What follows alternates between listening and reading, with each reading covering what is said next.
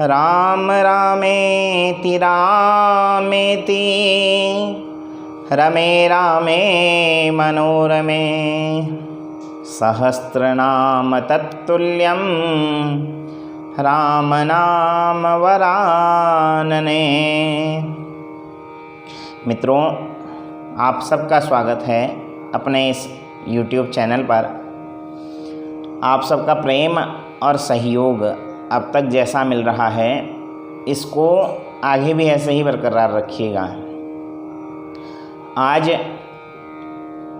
जैसा पूर्व में भी बतलाया था कि चतुर्थी के चंद्रमा का दर्शन नहीं करना चाहिए, उससे मिथ्या आरोप, दोषारोपण व्यक्ति के ऊपर होता है। तो कैसे यदि अनजाने में भूलवश चंद्रमा का दर्शन हो गया हो तो कैसे उस दोष से मुक्त हो सकें, उसको बताने का प्रयास करूंगा। तो वीडियो में अंत तक बने रहिए, वीडियो को देखिएगा। जिन्होंने अभी तक चैनल सब्सक्राइब नहीं किया है, कृपया कर चैनल को सब्सक्राइब कीजिएगा। आज 23 अगस्त का दिन बिरुड़ा पंचमी कुमाऊं का लोक पर्व के रूप में इस त्यौहार को मनाया जाता है। वैसे तो हरेले के पश्चात से ही त्योहारों का आवागमन प्रारंभ हो जाता है, और जो यह बिरुड़ा पंचमी के नाम से जो यह कुमाऊं का लोक पर्व है, इसका विशेष महत्व है।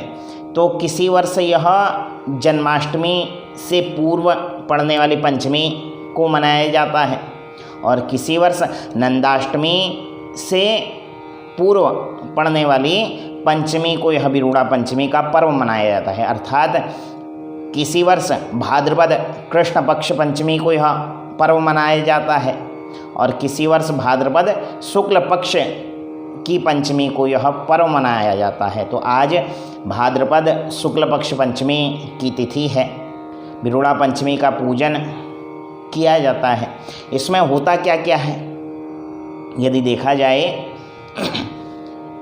तो एक वस्त्र में, एक पोटली में चना, उड़द आदि अनाज भिगाया जाता है, उसकी पोटली बनाई जाती है। 9, 11, 21 दुर्वा में उसको रखा जाता है और भिगाकर एक बर्तन में रख दिया जाता है। और उसके पश्चात सप्तमी और अष्टमी को गौरा और महेश्वर का पूजन किया जाता है। अष्टमी के दिन इस पोटली को खोला जाता है और उसको भगवान को अर्पित किया जाता है। वह सब धान्य जो भी पोटली में भिगा कर रखा जाता है, उसको भगवान शिव और गौरा को अर्पित किया जाता है। माता और बहनें घास फूस आदि से मंदिरों में अथवा अपने घरों में गौरा महेश्वर का निर्माण करती हैं।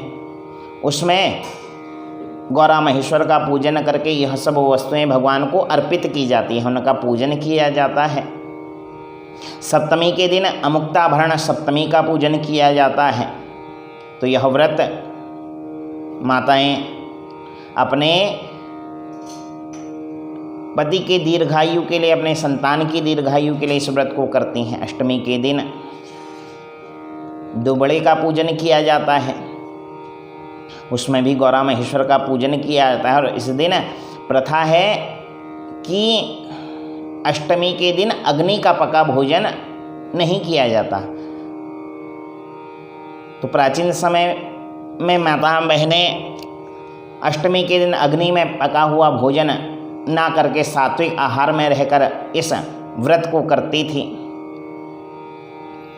तो आज 23 अगस्त को यह बिरुड़ा पंचमी का पर्व मनाया जा रहा है। कल 24 अगस्त को अमुक्ताभरण सप्तमी का पूजन, और परसों 25 अगस्त को अष्टमी दूर्वाष्टमी का पूजन, और 26 अगस्त को नंदाष्टमी मनाई जाएगी संपूर्ण कुमाऊं में। तो इसका पूजन किया जाता है। तो कहते हैं कि वैसे तो इसका विशेष फल सामूहिक पूजन के रूप में बतलाया गया कि सभी माताएं बहनें एक जगह एकत्रित हों, वहाँ पूजन किया जाए, मंदिरों में, देवालयों में, शिवालयों में, जहाँ उपस्थिति सबकी बन सके वहाँ इसका पूजन किया जाए। अन्यथा अपने घर में भी गौरा महेश्वर बनाकर उनका पूजन किया जाए, भगवान शिव का पूजन किया जाए, गौरा का पूजन किया जाए। और एक तरह से देखा जाए तो यह व्यक्ति को प्रकृति से जोड़ने वाला पर्व है। हमारे जितने भी पर्व कुमाऊं परंपरा के अनुसार बनाए गए सब प्रकृति से जोड़ने वाले पर्व हैं, जिससे मनुष्य प्रकृति से बना रहे। हम जो भी अनाज खेतों में उगा रहे हैं उसको भगवान को अर्पित करने का यह पर्व है, बिरुड़ा पंचमी का पर्व। तो इस पर्व को उत्साह के साथ मनाया जाए। तो इस वर्ष जो यह कोरोना संकट चल रहा है तो इसको देखते हुए यदि मंदिरों में भी इस पर्व को मनाया जाए तो अत्यधिक भीड़ एक जगह एकत्रित ना करी जाए, सादगी के साथ यह पर्व मनाया जाए। तो यह तो बात हुई बिरुड़ा पंचमी, अमुक्ताभरण सप्तमी और दूर्वाष्टमी के व्रत की। अब बात करते हैं, जैसा कल बतलाया था कि चंद्रमा का दर्शन नहीं करना चाहिए, दोष लगता है। तो कैसे उस दोष से निवृत्ति हो? शास्त्रों में बहुत उपाय बतलाए गए इसके, किंतु मुख्य जो है भागवत जी के 10वें स्कंद के 56वें अध्याय का पाठ यदि व्यक्ति श्रद्धा भाव के साथ करे तो इस दोष से वह मुक्त हो सकता है। सम्यंतक मणि की कथा आती है जिसमें स्वयं भगवान को भी झूठे दोष का सामना करना पड़ा, उनको भी झूठा आरोप लगा सम्यंतक मणि चुराने का। तो इस कथा को भक्ति भाव के साथ सुना जाए तो इस दोष से मुक्त व्यक्ति हो सकता है। इस कथा का स्पर्श भी यहाँ पर नहीं कर रहा हूँ क्योंकि कथा थोड़ी लंबी है तो समय बहुत अधिक हो जाएगा। यदि आप लोगों की इच्छा रही तो इस कथा को फिर सुनाने का अवश्य प्रयास करूँगा। यदि आप लोगों को लगे कि हाँ यह कथा सुननी चाहिए तो कमेंट बॉक्स में अवश्य बतलाइएगा कि कथा यदि सुननी हो तो इस कथा को लेकर फिर आपके सम्मुख उपस्थित होऊंगा। तो आज यह जो प्रकृति पूजन का पर्व है, प्रकृति प्रेम व्यक्ति का जो है वह आज इस बिरुड़ा पंचमी के रूप में हम सब मनाएं। तो आप सबको बिरुड़ा पंचमी की बहुत बहुत हार्दिक बधाइयाँ।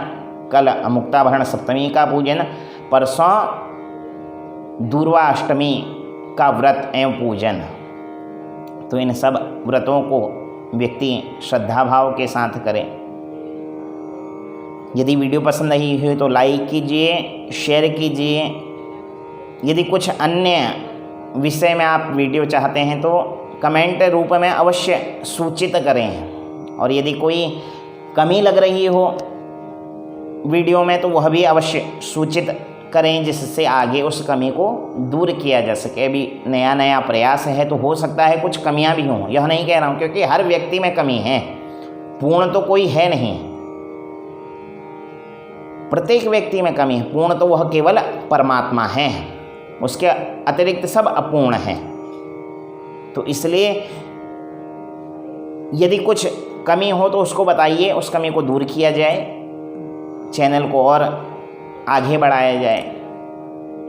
तो कमेंट रूप में अवश्य बतलाइएगा। यदि कथा सुनने की इच्छा हो तो वह भी बतलाइएगा।